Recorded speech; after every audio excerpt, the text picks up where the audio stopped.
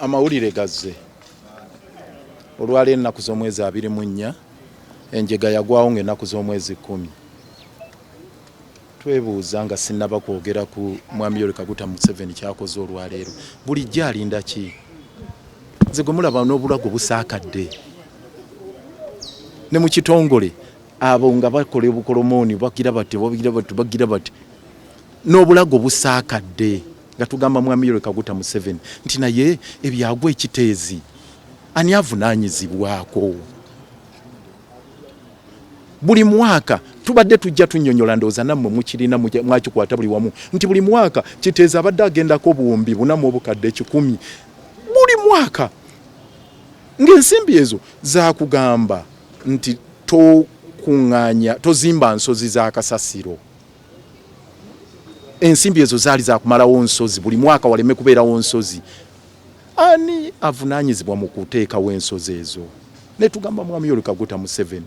ekisooka genda ku ekiteezo olabe ekiriyo ekikulu alabika tamanyi kiriyo n'agamba ataddewo IGG okukola investigation yakyogera enkeera wa incident eyo kuba yaliwo nga 10 ku Sunday n'agenda mu social media teyaadressinga na bannamawulire n'agenda mu social media n'agamba ataddewo IGG anoonyereze ekisooka ekyo nga sinnagenda nawala ensonga enkulu bweti eyo gamba nti otaddewo abagenda okunoonyereza ku njege yavaako abantu okufa abayitirivu batu mu nfe mbi omuntu gy'atali yagadde kufiiramu mwami Yoweri Museveni teyayita badde bannamawulire ng'amanyi n'okubayita ku myoga simanya PDM n'ayita TV zonna twalisuubidde nti mwami Yoweri Kaguta Museveni yalibadde ayogerako eggwanga ku olwo wallahi ya Mungu yagaana n'okutuusa olwaleero ennaku z'omwezi 24 mwami Yoweri Museveni talabikangako mu kamera bw'ati ng'ayogera ku kiteezi n'ebyo byateekawo IGG yakola bukozi ka statement mu social media ekisookera ddala ebyo mbibagambye ng'ogyeko okuba nti teyagendayo n'ekiteezi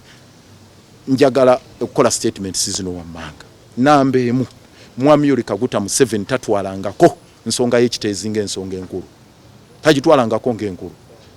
ekyo tekibangawo yensonga lwaki teyagenda kiteezi yensonga lwaki n'ebyokujoogerako yabikolerako mu social media yensonga lwaki talina gwe yagoba ng'ate amateeka ga public service standing orders gagamba nti omuntu yenna ng'anoonyerezebwako bwe pakasa batandika okunoonyerezebwako ng'oli mu public service oddako ebbali bulijjo tulaajana tubuuza mwami Yoweri Kaguta Museveni ekisooka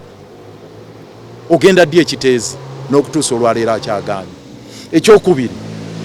abantu IGG bogamba mu social media nti abanoonyerezeeko lwaki bakyali ku mulimu ng'amateeka ga public service standing orders gagamba nti omuntu ateekeddwa okubeera bweru ng'akyanoonyerezebwako ekyokusatu yo IGG afulumya ddi ripoota ti buno bugologosi ti buno babukozesanga buki nga bugologosi muntu assa ku kikkowe nti bonna ne batandika ne baganginga apo ono n'aganginga apo gwe nono n'aganginga apo gwe azifu nze mbadde spendinga 4.1 billion so mu bufunze kye twetaaga ekisookera ddala mwami Yoweri Museveni kale akikoze bana abatadde ebbali naye namba emu yeetonde ku bino wammanga ekisooka mwami Yoweri Kaguta Museveni kyalina okwetonda yadde kinakikoze naye kyalina okwetonda namba emu kwe kuba nti ensonga y'ekiteegi zitagitwalangako ng'enkulu agikutte na lubalaato enjega negwawo tagendangayo enjega negwawo n'agenda mu social media bye yagyogererako IGG n'abanga akola ripooti n'alwawo ebbanga lino lyonna abantu ne baba nga basaasanya 4.1 billion nga tolina gwogambyeko nga 10 lwali Museveni lwe yali avaayo n'agamba nti ono bennalonda nkyabayimirizaako okutuusa nga okunoonyerezebwa kuwedde nane byetuguluba nabyo enkya mwabali wano kambategeeze enkya ku ssaawa 4 tulina press conference nyina press conference nga Lord Mayor ku State Hall